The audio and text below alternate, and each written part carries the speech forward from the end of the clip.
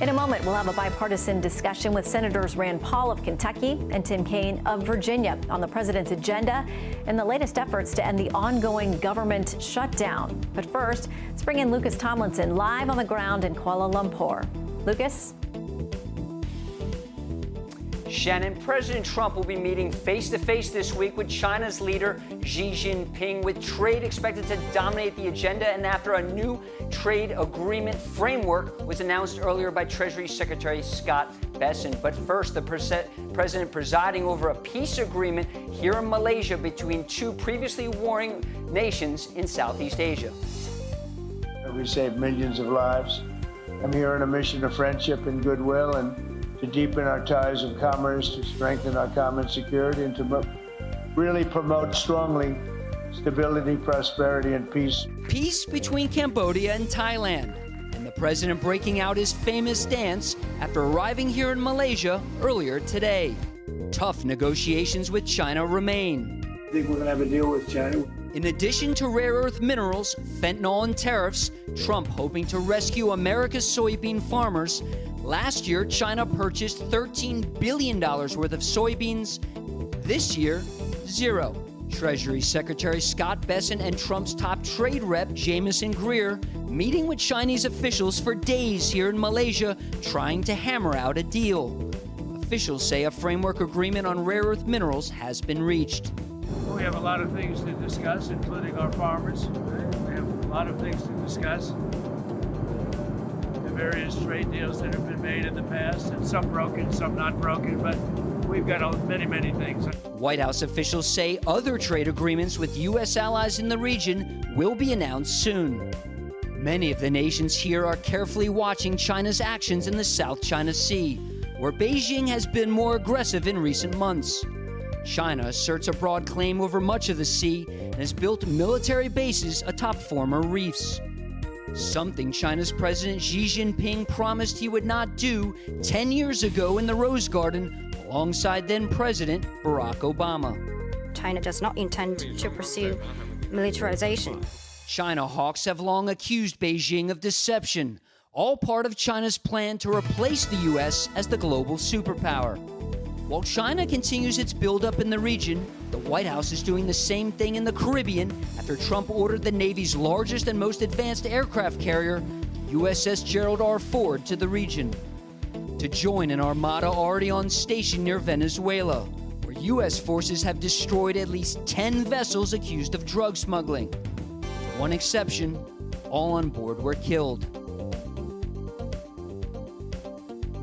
President Trump heads to Japan next to meet the country's new prime minister. Then he's off to South Korea, and that meeting with China's leader, Xi Jinping. Shannon?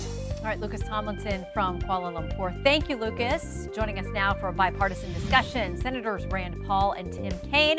Senators, welcome to Fox News Sunday. Great to have you. Good morning. Great to be with you. Thanks, Shannon. All right, so let's start somewhere where I think the two of you agree, and that's on some of the last bit of what Lucas was reporting on there about those strikes out in the sea. The president says there's going to be more information briefing coming to Capitol Hill. Here's what he said Thursday. You know, the land is going to be next, and we may go to the Senate, we may go to the Congress and tell them about it, but I can't imagine they'd have any problem with it. I think they're going to probably like it, except for the radical left lunatics. All right, so I'll start with you, Senator Paul. What do you need to hear in a briefing? What questions do you have? You know, it's not so much about a briefing, but we haven't had a briefing. To be clear, we've got no information. I've been invited to no briefing. But a briefing's not enough to overcome the Constitution. The Constitution says that when you go to war, Congress has to vote on it. And during a war, then, there's a lower rules for engagement. People do sometimes get killed without due process. But the drug war or the crime war has typically been something we do through law enforcement. And so far, they have alleged that these people are drug dealers. No one said their name. No one said what evidence. No one said whether they're armed. And we've had no evidence presented. So at this point, I would call them extrajudicial killings. And this is akin to what China does, to Iran does with drug dealers. They summarily execute people without presenting evidence to the public. So it's wrong. All right, here's what James Story, by the way, he was the top diplomat to Venezuela under the first Trump term, stayed around for a little bit of the Biden administration as well. Here's what he said to Politico. He says they've learned to live with sanctions, meaning the Venezuelans, over time.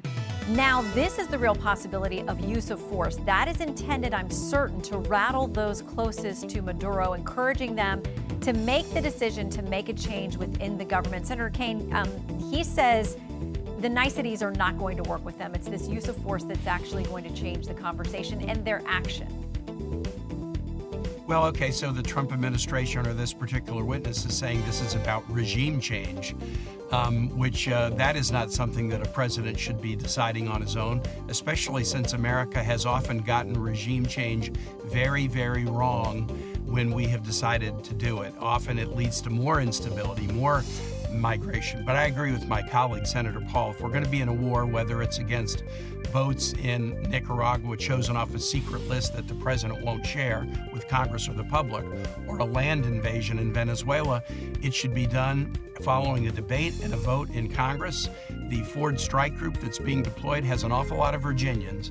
They shouldn't be sent in harm's way unless Congress has the guts to vote about whether a war is in the national interest. Well, and Senator Paul, I know you said this isn't about a briefing, but would there be some level of information? Because I've heard other members say they are convinced, they have been told that they can specifically identify these boats, the people on board, and the cargo on board to the level that they're comfortable. So, Senator Paul, do you think that that needs to be a public vetting, or if lawmakers are provided that information, that's enough for you? Won't be enough, but at the very least it should be revealed. There's at least two boats. One boat was said to be in distress and trying to get back to land that was bombed. That was said to be a fisherman. I don't know because I don't have any of the evidence. There's also an anomaly in the sense that one of the boats where a bunch were killed, there were two that survived. If they were drug dealers, why wouldn't we prosecute them, present evidence of the drugs, show the arms they were about to invade us with, or show us something? Instead, they're being sent back to Colombia and to Ecuador without a trial, and no one's sort of trying to find out, well, who is the one behind this massive conspiracy to invade America with drugs? They're just sending them back home. So in the one instance, you're killed on sight. On the other instance, if you're captured, we just say, oh, well, we're just going to send you back to your country. Doesn't make any sense. Okay, let me turn to domestic matters because they are still percolating here in Washington. There is no end to the shutdown in sight. I want to play something that Senator Fetterman, a Democrat, one of the few who's crossed over to vote for the funding measure that came through the House. Here's what he said to our Kayleigh McEnany. I do fundamentally believe Leader Thune is an honorable guy, and I do believe we could have a sincere conversation. Let's just open it up, and then we have our snap. We have everyone's paid, and then we can have that conversation to see if we can extend those tax credit deals. All right, so Senator Kaine, a couple of things. Do you believe that Leader Thune is an honorable, quote, reasonable guy? And why not vote to reopen and then begin conversations, debates, negotiations? Shannon, there's two issues that really are driving us. One is the fact that folks' health care premiums are spiking, largely because of the reconciliation bill that the Republicans passed in the summer. For example, in Virginia, if you are at 100% of poverty or below, you just got a notice this week that your health care premium is going up by 2,000%. If you're between 100% and 130%, slightly above the poverty level, your premium is going to go up by 95%. Even Republicans want to fix this. People are hurting now. Let's fix it now. But the second issue that's very important to me, and I don't challenge Senator Fetterman saying that John Thune is an honorable guy, but here's the challenge. We can't do a deal with President Trump and then have him tear it up tomorrow and start mass firings or canceling programs that he doesn't like or canceling programs that help blue states. We have to be sure that a deal is a deal. If we shake hands over a deal, Congress will follow it. Will the president follow it? And we haven't been able to get that assurance from the president, and that's not something that John Thune can assure us about. It's up to President Trump to say that he'll live by a deal. Thus far, he's not been willing to even discuss a deal, much less guarantee that he'll live by one. Okay, so just to follow up to that, what we're talking about is extending current spending levels, no cuts, no ads, at least while you have a conversation. So, you have one of the top House Democrats this week saying, we know the American people are suffering. We know this is rippling out, but this is our leverage point, so we're going to continue this for now.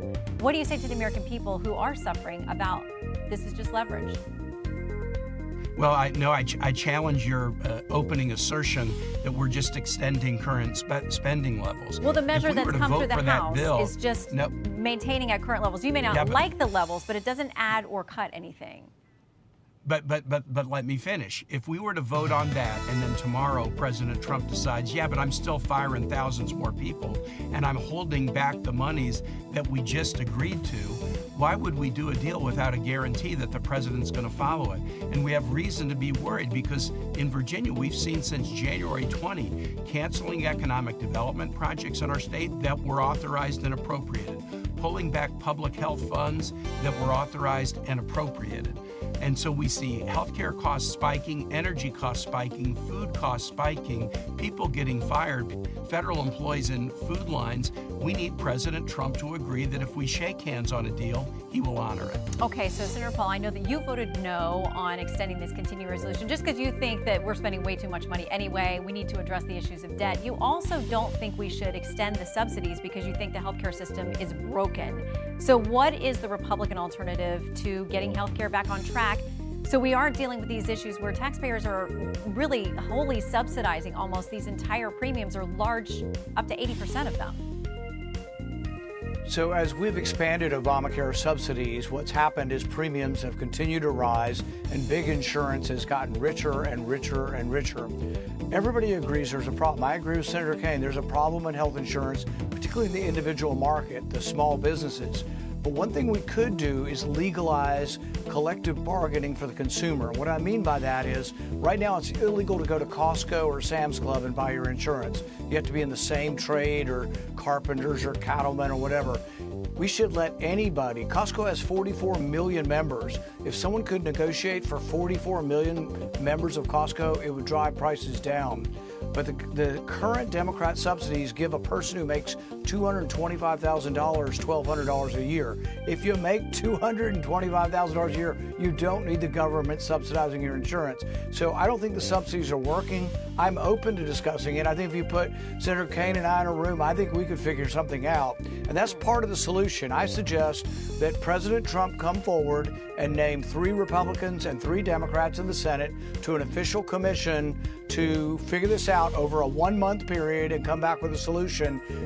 But in exchange for that, I think the Democrats need to open the government for a month, and then we need to pay the workers, pay our soldiers, and then I think we could come to a solution. But there has to be something different. It can't be the same old, because just subsidizing insurance raises the cost of insurance, enriches the insurance company, and we're still, behind the 8 ball as far as insurance costs. We'll see if the president takes your advice. I know that you've had some differences, but you have said you think he's one of the best, if not the best, presidents in your lifetime, and you're willing to work for him. I still say that. We'll see if he likes your idea. I want to quickly get a comment from you guys about this situation in Nigeria, because we continue to track this. It's flying under the radar, but this prosecution of Christians and other religious minorities. The Hudson Institute says this: the Nigerian civic group Inter-Society on Civil Rights and Rule of Law finds 52,000 Christians have been killed, over 20,000 churches have been attacked and destroyed since 2009. Thousands of Christians have been murdered and raped just this year so far. You both sponsored measures aimed at cracking down on religious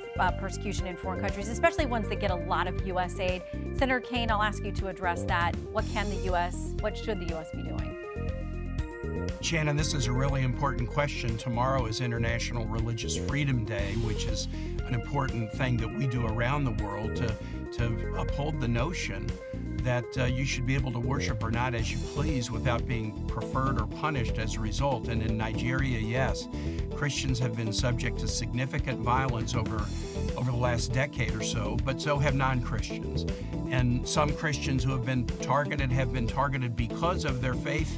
Others, it's been more of a dispute between farmers and landless herders. So there's all kinds of underlying issues. Bottom line is we need to speak out against the persecution of Christians and others for their religion.